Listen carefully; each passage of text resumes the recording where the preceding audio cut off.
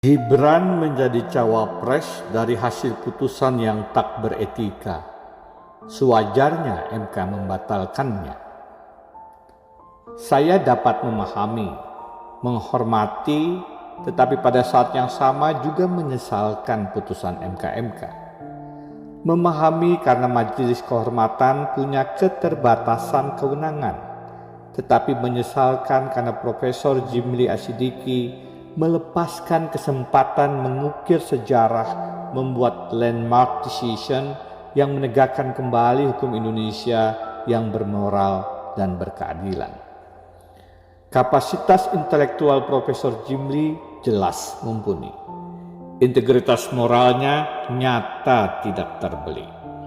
Sayangnya, putusan MK masih terjebak hanya menghadirkan keadilan normatif tetapi gagal melahirkan keadilan substantif. Sebenarnya hanya dibutuhkan inovasi hukum dan sedikit bumbu keberanian untuk menghadirkan solusi yang lebih efektif dan konstruktif. Hukum kita sudah sakit parah sekarang. Menyembuhkannya tidak bisa dengan pengobatan biasa-biasa saja, tetapi perlu operasi besar yang memang meniti di antara jurang kehidupan dan kematian. Saat jantung keadilan tersumbat total, lemak, kolesterol, akal bulus dan akal fulus, maka harus ada tindakan akal sehat yang membelah dada dan membypass aliran darah agar kembali lancar normal.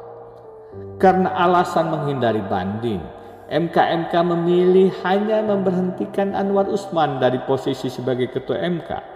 Padahal aturannya dengan jelas tegas mengatakan pelanggaran etika berat, sanksinya hanyalah pemberhentian dengan tidak hormat.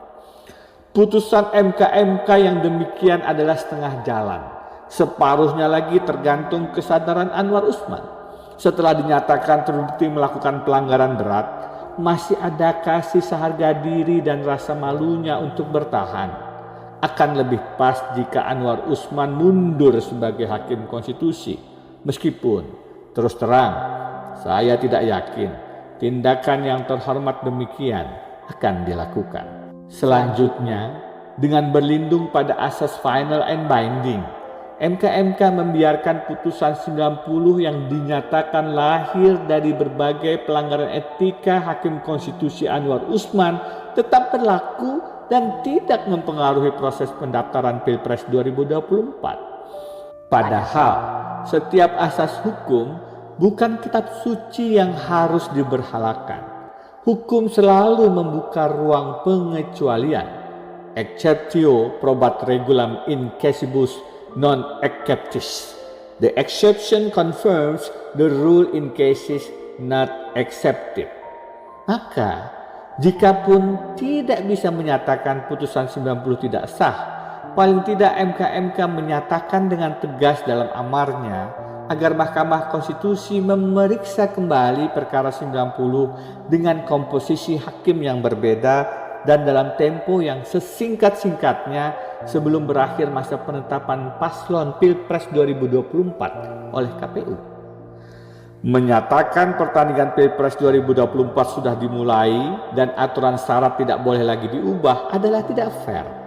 Karena putusan 90 sengaja dilakukan jauh terlambat menjelang masa pendaftaran paslon, maka hanya menjadi fair jika politisasi kelambatan waktu putusan 90 itu diseimbangkan dengan percepatan putusan 90 tanpa Hakim Anwar Usman yang melanggar etika.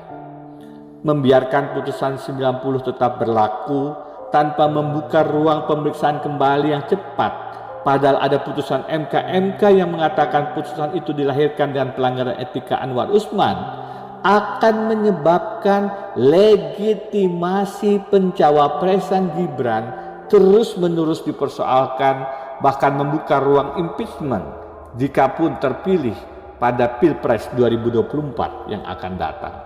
Karena putusan hukum yang hadir dengan pelanggaran etika seharusnya batal moralitas hukumnya. Leges sine moribus wanai.